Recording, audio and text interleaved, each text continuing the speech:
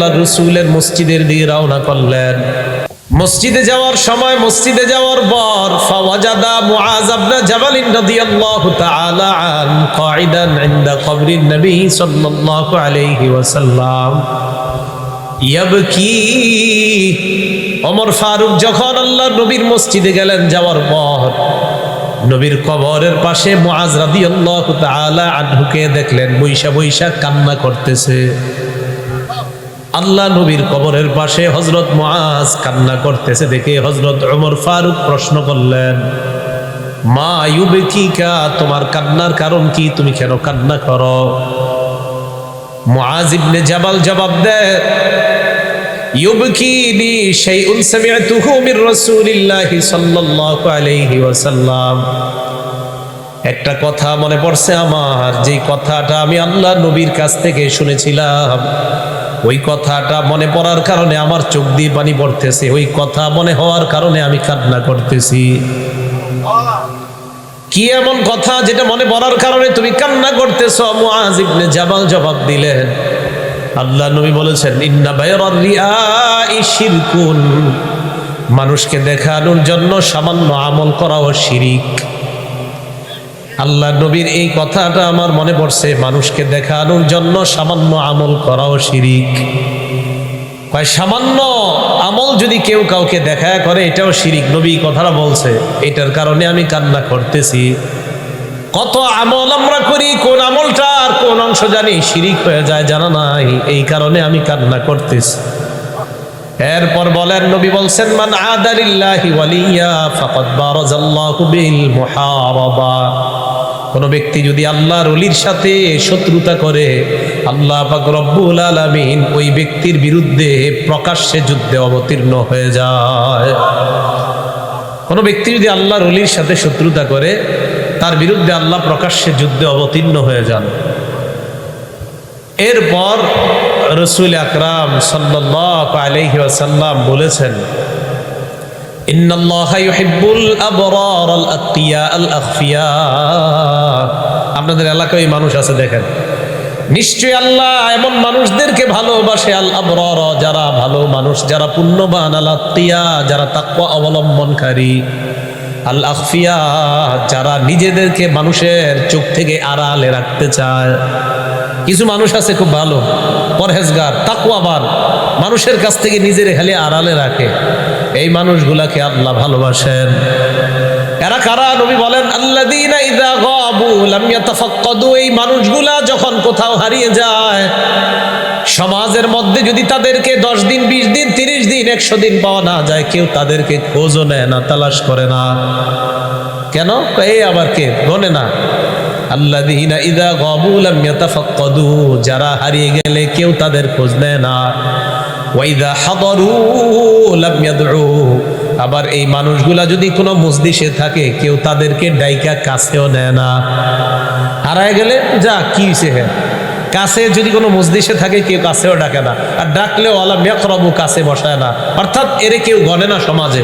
নবীজি কয়, তোমরা না গণলে কি হবে, এই মানুষটাকে আল্লাহ বড় ভালোবাসেন, তার সম্পর্ক আল্লাহর সাথে গভীর নিবিড় সম্পর্ক, এই জন্য তাকে আল্লাহ ভালোবাসেন। তোমরা খোঁজ নেও না তো কি হয়? তো এই মানুষের ব্যাপারে রাসূল আকরাম সাল্লাল্লাহু আলাইহি সাল্লাম বললেন, এরা হারিয়ে গেলে কেউ খোঁজ নেয় না, এরা যদি সামনে থাকে কেউ এদেরকে ডাকেও না, বা তোমাদের জানাও নাই তার সাথে আল্লাহর কত গভীর এবং নিবিড় সম্পর্ক, যার কারণে আল্লাহ পাক রব্বুল আলামিন এই বান্দাকে এত ভালোবাসেন। বেলাল রাদিয়াল্লাহু তাআলা দেখতে উনি অন্যদের চেয়ে এতটা সুন্দর ছিলেন না, অন্য সাহাবাদের মতো, তাদের চেয়ে সুন্দর কম ছিলেন, গায়ের রং কালো ছিল।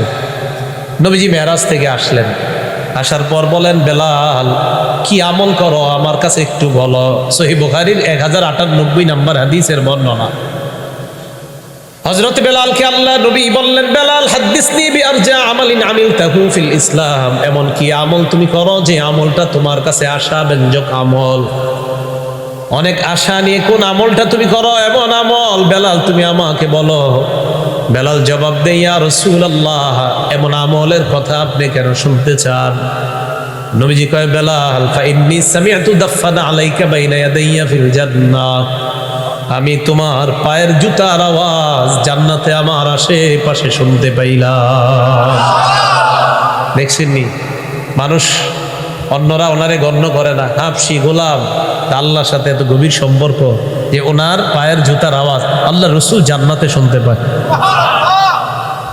হযরত বেলাল বললেন, ইয়া রাসূলুল্লাহ, এমন কোন আশা ব্যঞ্জক আমল আমার নাই গায়রা আন্নী লাম আতাতাহহার বিতুহুরিন ফি সাআতি লাইলিন আও নাহার। দিনে এবং রাত্রে যখনই আমি ওযু করি, ইল্লা সাল্লাইতু মা কুতিবা লি আন উসাল্লিয়া, সকাল সন্ধ্যায় যখনই আমি ওযু করি, দিনের কোন অংশে রাতের কোন অংশে যখনই আমি ওযু করি, সাথে সাথে আল্লাহ যতটুকু তৌফিক দান করে ওই পরিমাণ সালাত আমি আদায় করে নেই। আল্লাহর নবী বলেন, বেলাল, তোমার এই আমলের কারণে আল্লাহর সাথে তোমার এমন একটা সম্পর্ক, তোমার পায়ের জুতার আওয়াজ আমি জান্নাতের মধ্যে শুনতে পাইলাম। আপনাদের সমাজে এমন কিছু মানুষ আছে যাদেরকে আপনারা গণেন না, মজলিসে অতটা গণ্য করেন না, 2-4 দিন না দেখলে খোঁজও নেন না, কি হয়েছে এর খোঁজ নিব কেন আমরা, এরকম খোঁজও নেয় না। রাসূল আকরাম সাল্লাল্লাহু আলাইহি সাল্লাম বলেন, তোমরা জানো না এই মানুষটাকে আল্লাহ কতটা ভালোবাসে। এরপরে হাদিসের শেষে রাসূল আকরাম সাল্লাল্লাহু আলাইহি সাল্লাম বলেন, ইয়াখরুজুনা মিন কুল্লি গুবারা মুসলিমা, এই মানুষগুলা এমন ঘর থেকে বের হয় যে ঘরটা দেখতে বড় সুন্দর না, জীর্ণ শূন্য খুঁটি থেকে বের হয়, এমন ঘর থেকে বের হয় যে ঘরটা সমাজের মধ্যে কেউ গণ্য করে না, তবে লোকটা এক ওয়াক্ত নামাজ কখনো কামাই করে না। ঘর দেখতে যেমনই হয়, নবীজি কয়, জানোনি তারা কারা? কুলুবুহুম মাসাবিহুল হুদা, তাদের অন্তরগুলা হলো হেদায়েতের বাতি, বাতি হেদায়েতের, তাদের দিলগুলা হেদায়েতের বাতি। তাহলে এই বাতিওয়ালা, কলবওয়ালা, এরকম দিলওয়ালা মানুষ আমাদের সমাজে আছে, যাদের ব্যাপারে আমরা জানি না, তারা হারিয়ে গেলে খোঁজ নেই না, কাছেও ডাকি না, অথচ নবী তাদের ব্যাপারে বলেন, কুলুবুহুম মাসাবিহুল হুদা, লাইট জ্বালায়া যেমন তোমরা এই মাহফিলকে আলোকিত করলা, ওই মানুষগুলার কলবগুলাই এমন হেদায়েতের আলো দ্বারা আল্লাহ পরিপূর্ণ করে দিয়েছে। তাহলে হেদায়েতের জায়গা কলব, এই বিষয়টা আমরা পাইলাম। আরেকটা পাইলাম ঈমানের জায়গা, এটাও কলব। দলিল বুখারী শরীফের বর্ণনা আছে, ক্বালা রাসূলুল্লাহ সাল্লাল্লাহু আলাইহি ওয়াসাল্লাম, নবীজি বলেন, ইয়াদখুলু আহলুল জান্নাতিল জান্নাতা ওয়া ইয়াদখুলু আহলুন নারিন নার, জান্নাতীরা জান্নাতে যাবে, জাহান্নামীরা জাহান্নামে যাবে। যাওয়ার পর আল্লাহ বলবেন, আখরিজু মান কানা ফি কলবিহি মিসকালু হাববাতিন মিন খারদালিম মিন ঈমান। আল্লাহ বলবে ফেরেশতাদেরকে, আখরিজু মিনান নার মান কানা ফি কলবিহি মিসকালু হাববাতিন মিন খারদালিম মিন ঈমান। ও ফেরেশতারা, জাহান্নাম থেকে ওই মানুষগুলাকে বের করো